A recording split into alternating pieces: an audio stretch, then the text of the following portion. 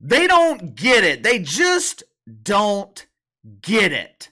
How can you continue to mess things up this badly? How can you continue to not make the right decision?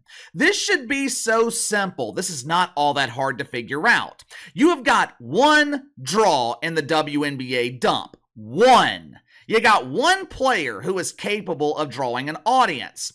Outside of Caitlin Clark, there is not another player in this league capable of drawing flies to a fresh turd.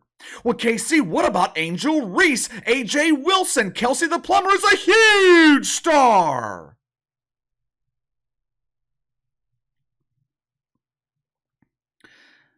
Yeah, Kelsey the Plumber is a big deal at the annual Roto-Rooter convention. AJ Wilson is extremely popular at the Wilson family reunion. Angel Reese couldn't even sell out games at LSU. Chicago is one of the biggest cities in the country, but when you look at attendance for the Chicago Bravado, there are thousands and thousands of empty seats. This coming Wednesday night, the Bravado, they are playing the women from Connecticut who refer to themselves as Suns. The Suns from Connecticut are one of the best dumps in the WNBA. Angel Reese, the pretend draw, the pretend attraction. She has lower bowl seats selling for under $100. There's only one draw in women's basketball. There's only one star capable of generating mainstream interest, Caitlin Clark. And you mean to tell me you were choosing to exclude her from Team USA in the Summer Olympics? Why? Someone please make it make sense. If you haven't already, be sure to like and subscribe. You can follow me on Twitter at KC_BTL84. The mainstream media, they are doing their best to excuse this error in judgment. The media is coming up with all these excuses as to why Caitlin Clark should not have been included on Team USA. Now, keep in mind, this is the same media that has been preaching the myth of inclusion over the last 4 years.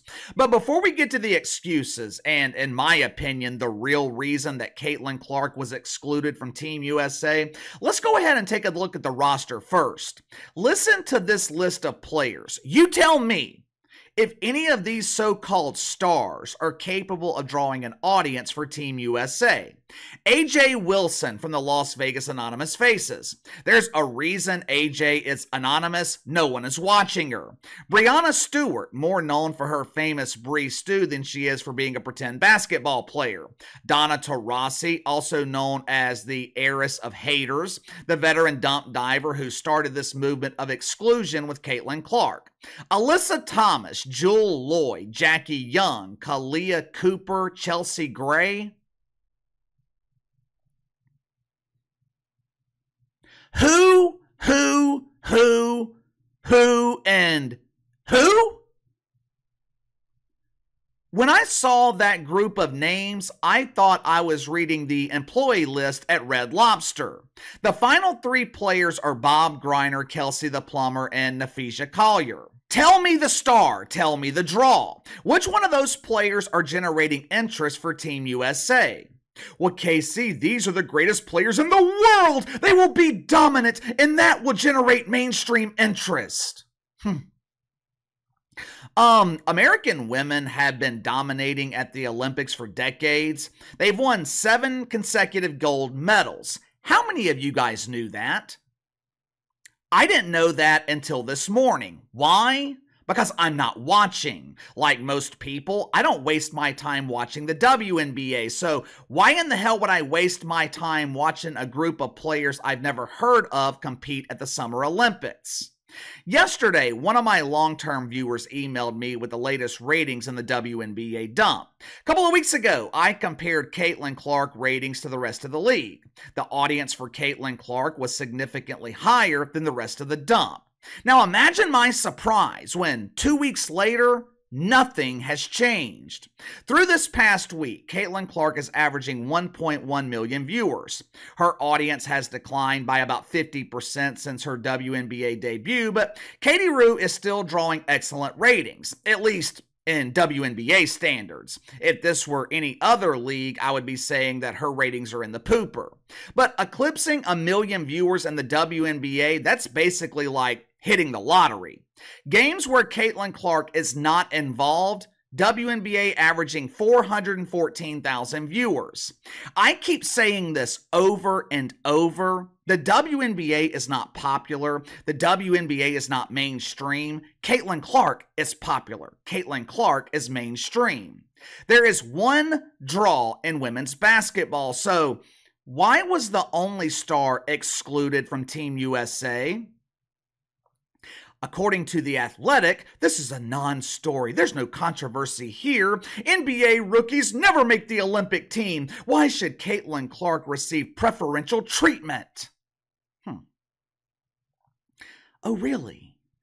NBA rookies don't make the Olympic team? Back in 2004, I seem to remember 3 NBA rookies qualifying for the Olympics. Carmelo Anthony, Dwayne Wade, LeBron James. Now I wonder why LeBron James was included. I wonder if part of the reason they selected LeBron James was because he was the only draw at the time in the NBA. Michael Jordan had retired. The popularity of Allen Iverson was on the decline since his popularity peaked around 2001. Kobe Bryant was coming off that scandal in Colorado. His public image took a big hit. At the time, LeBron James was a talented player, but he wasn't the legendary player that he is today. I would imagine part of the reason that LeBron was selected was because he would draw interest from the mainstream. And you mean to tell me they couldn't find room for Caitlin Clark? No disrespect to Chelsea Gray, but you're unknown. They couldn't bump someone like Chelsea Gray to make room for Caitlin Clark? According to USA Today, there is a valid reason for the exclusion of Katie Rue. A couple of insiders spoke to USA Today anonymously. According to these anonymous sources, we couldn't include Caitlin Clark because we were afraid of the backlash. We knew people would be outraged if she didn't receive significant playing time. In 2004, LeBron James averaged 11.5 minutes a game.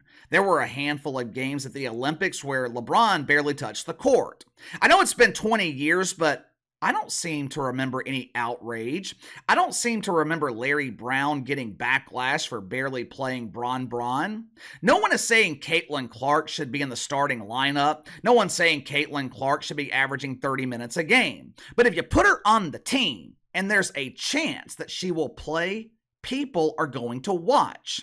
When people watch, they will be exposed to some of these other supposedly great players.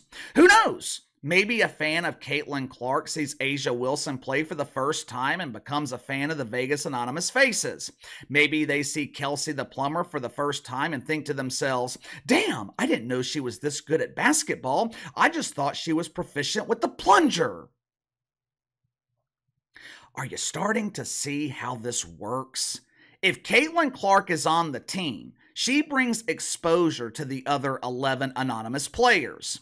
After the Olympics, maybe they would no longer be anonymous. Now, of course, that's not going to happen because Caitlin Clark's not going to be there. And more than likely, neither will the audience. This is pure speculation on my part. I'm going to give you what I believe is the real reason Caitlin Clark was excluded from a league that is supposedly dedicated to inclusion. Again, this is just me speculating. I think the real reason that Caitlin Clark wasn't included is because the other players, they didn't want her on the team. Look at the veteran leaders on Team USA. Donna Taurasi, Bree Stu, A'ja Wilson. What do they all have in common? Possible jealousy of Caitlin Clark. Bitterness because a young rookie came into the league and generated mainstream interest. The same interest that they have been trying to generate for years now. Maybe, just maybe, veteran WNBA players didn't want Caitlin Clark on Team USA because they knew she would steal the spotlight. They knew all the attention would be on Caitlin Clark. Maybe they wanted the spotlight for themselves. Now, of course, there's not going to be any spotlight to steal because people aren't going to be watching. Well, KC, how come there isn't the same level of outrage with Angel Reese? She wasn't included on Team USA either. Yeah, that's a great question with a very easy answer. People don't care. No disrespect to Angel Reese, but she doesn't command the same level of interest. You ever wonder why the WNBA doesn't heavily feature Angel Reese on national television? The media keeps talking about this amazing rookie class that's causing the WNBA to surge in popularity. These rookies are amazing! They've captured America's attention! These rookies are great! Oh, yeah? Name them.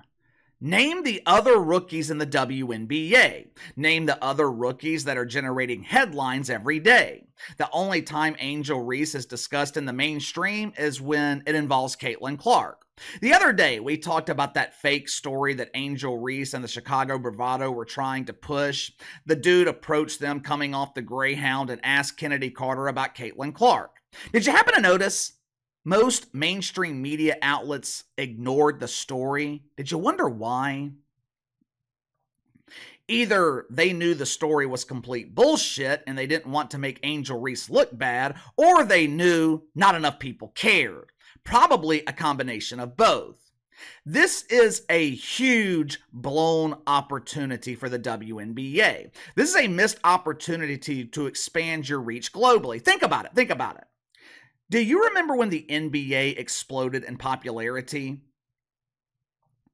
It was after the '92 Olympics. The entire world got to see Michael Jordan play. I doubt people in other countries even know that the WNBA exists. You could have marketed your product globally by attaching it to the star power of Caitlin Clark. Instead, the WNBA does what the WNBA always does. They find another unique way to fuck everything up. But give me your thoughts on this. Caitlin Clark excluded from Team USA in the Olympics. Why? I gave you my reason. I think other WNBA players didn't want her included. They didn't want to play with her. Now, I don't have any proof of that, but I don't think it's implausible considering everything that's happened over the last few weeks. Is this a missed opportunity for the WNBA? Let me know. Sound off in the comments below. Like, subscribe, share the video. Appreciate your support. Best way to contact me is by email at btlkc84@gmail.com, and I'll see you guys later.